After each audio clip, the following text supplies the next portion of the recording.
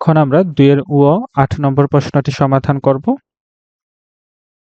প্রশ্নে বলা হয়েছে ৩ টি ভেক্টর রাশি যথাক্রমে vector A equal 4i cap plus 3j cap plus 5k cap, vector B equal 2i cap plus j cap plus 2k cap এবং vector C equal x square y i cap plus y square z j cap plus z square x k cap. ক number প্রশ্নে বলা হয়েছে উদ্দীপকের vector A ও vector B ভেক্টরদ্বয়ের লম্ব দিকে একটি একক ভেক্টর নির্ণয় করো। খ নম্বর প্রশ্নে বলা হয়েছে উদ্দীপকের C ভেক্টরের কার্লের ডাইভারজেন্স শূন্য হবে কি? গাণিতিকভাবে বিশ্লেষণ করো। প্রথমে আমরা ক নম্বর প্রশ্নটি করব, যেখানে বলা হয়েছে ভেক্টর A ও ভেক্টর B এর লম্ব দিকে একটি একক ভেক্টর নির্ণয় করো। আমাদের একটি ফর্মুলা জানা আছে যে কোনো ভেক্টরের লম্ব দিকে একক ভেক্টর হবে এটা আমরা এখানে ধরে নিচ্ছি। এটা ইকুয়াল হবে plus minus vector A cross vector B divided by modulus of vector A cross vector B। তাহলে প্রথমে আমরা vector A cross vector B বের করে নেব নির্ণায়ক আকারে। নির্ণায়কের প্রথম রোতে i j k একক ভেক্টরগুলো থাকবে, এরপর দ্বিতীয় রোতে ভেক্টর A এর i j k এর সহগগুলো থাকবে। ভেক্টর A তে i এর সহগ হচ্ছে 4, j এর সহগ 3 এবং k এর সহগ 5। এগুলো আমরা দ্বিতীয় রোতে i j k বরাবর বসিয়ে দিলাম। এরপর তৃতীয় রোতে ভেক্টর B এর i j k এর সহগগুলো বসবে। এখানে i এর সহগ 2, এরপর j এর সহগ 1 এবং k এর সহগ হচ্ছে 2। আমরা এগুলোকে তৃতীয় রোতে i j k বরাবর বসিয়ে দেব।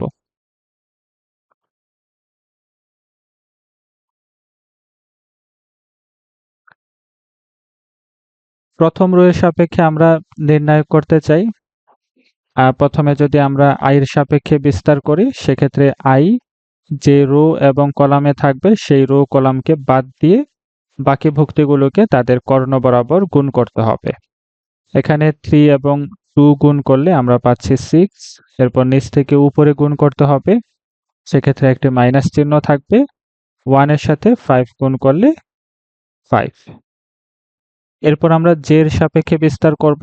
প্রথমে এখানে মাইনাস j লিখে নিলাম, এরপর যে রো কলামে আছে সেগুলোকে বাদ দিয়ে বাকি ভুক্তিগুলোকে আমরা তাদের কর্ণ বরাবর গুণ করে দেব। 4 এবং 2 গুণ করলে 8। এরপর নিচ থেকে উপরে গুণ করতে হবে, সেক্ষেত্রে এখানে একটি মাইনাস চিহ্ন। 2 এর সাথে যদি আমরা 5 গুণ করি সেক্ষেত্রে পাবো 10। একইভাবে আমরা k ক্যাপের সাপেক্ষে বিস্তার করব। প্রথমে এখানে আমরা প্লাস k ক্যাপ লিখে নিলাম, এরপর k ক্যাপ যে রো কলামে আছে সেগুলোকে বাদ দিয়ে আমরা বাকি ভুক্তিগুলোকে তাদের কর্ণ বরাবর গুণ করব। 4 এবং 1 গুণ করলে আমরা পাবো 4। এরপর নিচ থেকে উপরে গুণ করতে হবে, সেক্ষেত্রে একটি মাইনাস চিহ্ন হবে। 2 এর সাথে 3 গুণ, সেক্ষেত্রে আমরা পাচ্ছি 6। 6 থেকে 5 বাদ, সেক্ষেত্রে একটি 1, এখানে i ক্যাপ থাকবে।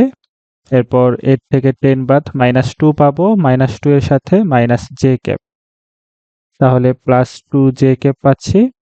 4 থেকে 6 বাদ, আমরা -2 পাচ্ছি। এরপর প্লাস k ক্যাপ আছে, সেক্ষেত্রে -2k ক্যাপ।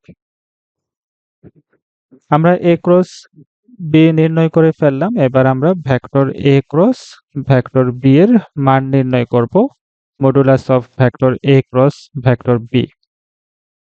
এখানে একটি রুট থাকবে, এরপর i এর সহগ হচ্ছে 1, ওই 1 এর স্কয়ার, এরপর j এর সহগ হচ্ছে 2, 2 এর স্কয়ার, এরপর k এর সহগ হচ্ছে -2, -2 এর স্কয়ার হবে। 1 এর স্কয়ার করলে 1, 2 এর স্কয়ার করলে 4 এবং এখানে আছে 2 এর স্কয়ার, -2 এর স্কয়ার করলে +4। এখানে আমরা 9 পাচ্ছি, 9 কে রুট করে দিলে আমরা পাবো 3।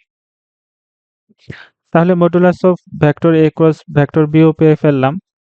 এখন আমরা ভেক্টর a এবং ভেক্টর b এর লম্ব দিকে একক ভেক্টর বের করতে চাই এটা আমরা এখানে ফর্মুলাটি লিখেছিলাম যে প্লাস মাইনাস, এরপর ভগ্নাংশের উপরে vector A cross vector B আমরা তো নির্ণয় করে ফেললাম।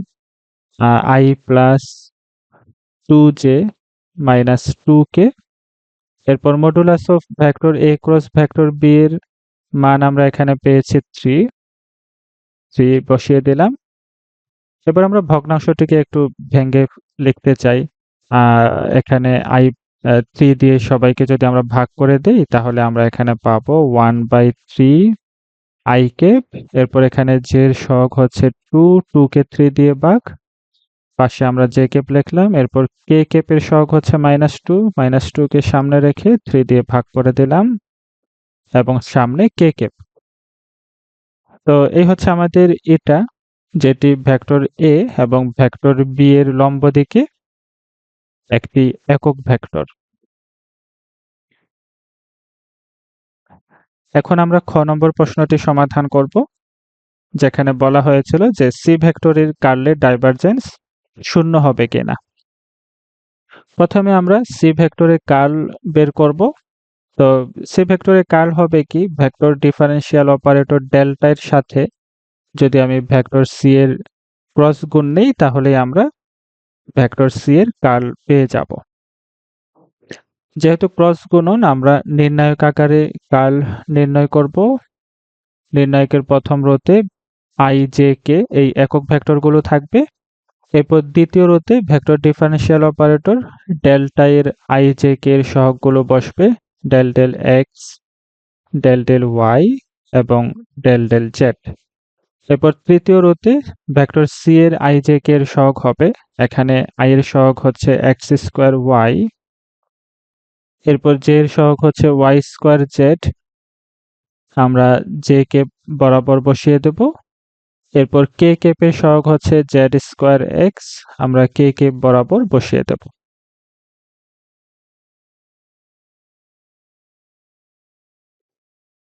প্রথম রো এর সাপেক্ষে আমরা বিস্তার করতে চাই।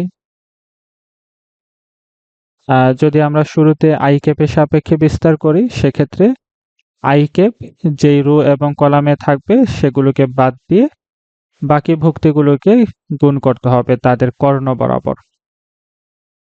তাহলে প্রথমে এখানে ডেল ডেল y এর সাথে আমরা z স্কয়ার x লিখব, del del y of z square x। এরপর নিচ থেকে উপরে যেতে হবে, সেক্ষেত্রে একটা মাইনাস চিহ্ন।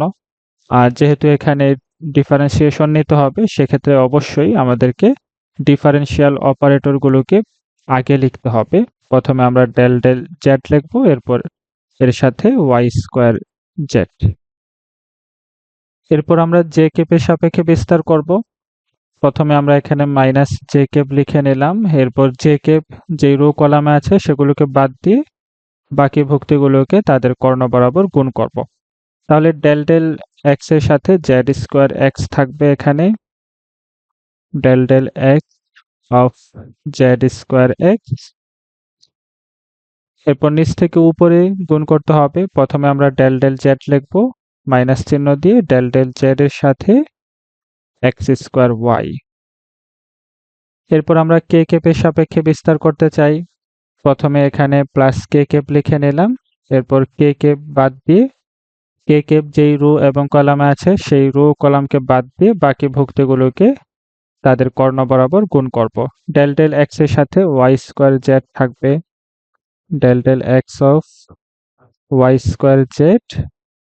এরপর আমরা নিচ থেকে উপরে গুণ করব, সেক্ষেত্রে একটা মাইনাস চিহ্ন, del del y of x square y।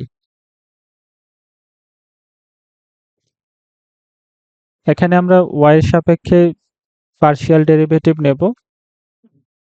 y কে আমরা ভেরিয়েবল হিসেবে কনসিডার করব, আর যেহেতু এখানে y নেই, z স্কয়ার x আছে, পুরো অংশটি একটি কনস্ট্যান্ট হিসেবে থাকবে, তাহলে কনস্ট্যান্টের ডিফারেন্সিয়েশন হবে 0। এরপরে এখানে আমরা z এর সাপেক্ষে ডিফারেন্সিয়েশন করব, আর z এর সহগ হচ্ছে এখানে y স্কয়ার, আমরা y স্কয়ারকে সামনে রেখে দিলাম। এরপর z এর সাপেক্ষে যদি আমি z এর ডিফারেন্সিয়েশন করি সেক্ষেত্রে 1 পাচ্ছি। একইভাবে মাইনাস j ক্যাপ, এখানে x এর সাপেক্ষে ডিফারেন্সিয়েশন করতে হবে, x এর সহগ হচ্ছে z স্কয়ার আমরা রেখে দিলাম। x কে x এর সাপেক্ষে যদি আমরা ডিফারেন্সিয়েশন করি সেক্ষেত্রে 1 পাচ্ছি। এরপর এখানে আমরা z এর সাপেক্ষে x স্কয়ার y কে ডিফারেন্সিয়েশন করব। যেহেতু এখানে z নেই, পুরো অংশটুকু এখানে কনস্ট্যান্ট হিসেবে থাকছে, তাহলে কনস্ট্যান্টের ডিফারেন্সিয়েশন হবে 0। এরপর k কে এখানে x এর সাপেক্ষে ডিফারেন্সিয়েশন করতে হবে। কোনো x নেই, তাহলে y স্কয়ার z এখানে কনস্ট্যান্ট হিসেবে থাকছে, x এর সাপেক্ষে ডিফারেন্সিয়েশন করলে 0 হবে। এরপর এখানে মাইনাস y এর সাপেক্ষে ডিফারেন্সিয়েশন নিতে হবে, y এর সহগ হচ্ছে x স্কয়ার এবং y কে যদি আমরা y এর সাপেক্ষে ডিফারেন্সিয়েশন করি সেক্ষেত্রে 1। তাহলে এখানে আমরা পাচ্ছি minus y square i cap, এরপর minus z square j cap এবং এখানে minus x square k cap. তাহলে এখানে আমরা ভেক্টর c এর কার্ল নির্ণয় করে ফেললাম। এবার আমরা c ভেক্টরের কার্লের ডাইভারজেন্স নেব। তাহলে c ভেক্টরের কার্ল আমরা পেয়েছিলাম কি, vector delta cross vector c। এটা ছিল আমাদের c ভেক্টরের কার্ল, এর ডাইভারজেন্স নিতে হবে। তাহলে ডেল্টার সাথে আমরা ডেল্টা ক্রস c এর ডট গুণ নেব। এই হচ্ছে c ভেক্টরের কার্ল এবং c ভেক্টরের কার্লের সাথে আমরা ডাইভারজেন্স নিচ্ছি। আর ডেল্টা হচ্ছে আমাদের vector differential operator, del del x i cap, del del y j cap, del del z k cap. এবং ডেল্টা ক্রস c আমরা এখানে বের করেছি, minus y square i cap minus z square j cap minus x square k cap. যেহেতু dot গুণন, আমরা i এর সহগের সাথে i এর সহগগুলো নেব। এখানে i এর সহগ হচ্ছে ডেল ডেল x এবং এখানে i এর সহগ হচ্ছে মাইনাস y স্কয়ার। এখানে j ক্যাপের সহগ হচ্ছে ডেল ডেল y এবং এখানে j ক্যাপের সহগ হচ্ছে মাইনাস z স্কয়ার। এরপর এখানে k ক্যাপের সহগ হচ্ছে ডেল ডেল z, এখানে k ক্যাপের সহগ হচ্ছে minus x square. Partial derivative আমরা নিচ্ছি, যার সাপেক্ষে ডিফারেন্সিয়েশন করব শুধু সে ভেরিয়েবল হিসেবে থাকবে এবং বাকি সবকিছু কনস্ট্যান্ট হিসেবে থাকবে। তাহলে মাইনাস ওয়াই স্কোয়ার এখানে একটি কনস্ট্যান্ট হিসেবে কাজ করছে, x এর সাপেক্ষে যদি আমি এর ডিফারেন্সিয়েশন করি 0 পাবো। একইভাবে মাইনাস জেড স্কোয়ার এখানে কনস্ট্যান্ট, যদি একে আমরা y এর সাপেক্ষে ডিফারেন্সিয়েশন করি 0। সিমিলারলি এক্স স্কোয়ার এখানে এটিও কনস্ট্যান্ট হিসেবে থাকছে, তাহলে যদি আমরা z এর সাপেক্ষে ডিফারেন্সিয়েশন করি 0। তাহলে শেষমেশ আমরা এখানে পেলাম কি, যে ভেক্টর c এর কার্লের যখন আমরা ডাইভারজেন্স নিচ্ছি তখন c ভেক্টরের কার্লের ডাইভারজেন্স 0 হয়ে যাচ্ছে। এটি আমাদের কাছে চেয়েছিল। শুধু c ভেক্টরই না, যে কোনো ভেক্টরের যদি আমরা কার্লের ডাইভারজেন্স নেই সেক্ষেত্রে সবসময় এটি 0 হবে।